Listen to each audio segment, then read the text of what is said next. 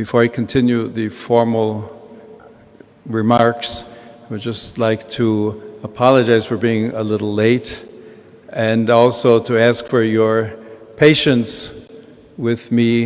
I'm not yet 1 month into the new job, so we have a lot of learning experiences, but I'm very happy to be with you this morning. ക്ഷമാപണം നടത്തി Leo 14 പാപ്പ. നിക്ക കൗൺസിലിന്റെ 1700 വാർഷികത്തോടനുബന്ധിച്ച് Vatican നടത്തിയ പരിപാടിയിൽ വൈകിയെത്തിയതിനാണ് പാപ്പ ക്ഷമാപണം നടത്തിയത്. അല്പം വൈകിയതിൽ ഞാൻ ക്ഷമ ചോദിക്കുന്നു എന്ന് പറഞ്ഞാണ് പാപ്പ തന്റെ സന്ദേശം ആരംഭിച്ചത്.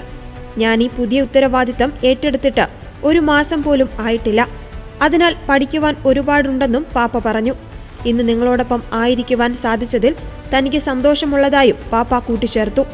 നിക്ക കൗൺസിലിന്റെ 1700 വാർഷികം ആഘോഷിക്കുവാൻ തുർക്കിയിലേക്ക് പോകുവാനുള്ള ആഗ്രഹം ഫ്രാൻസിസ് മാർപ്പാപ്പ പ്രകടിപ്പിച്ചിരുന്നു. ലിയോ 14 മാർപ്പാപ്പ നടത്തുന്ന ആദ്യത്തെ അപ്പസ്തോലിക യാത്ര തുർക്കിയിലേക്കാകുവാൻ സാധ്യതയുള്ളതായും വാർത്തകളുണ്ട്.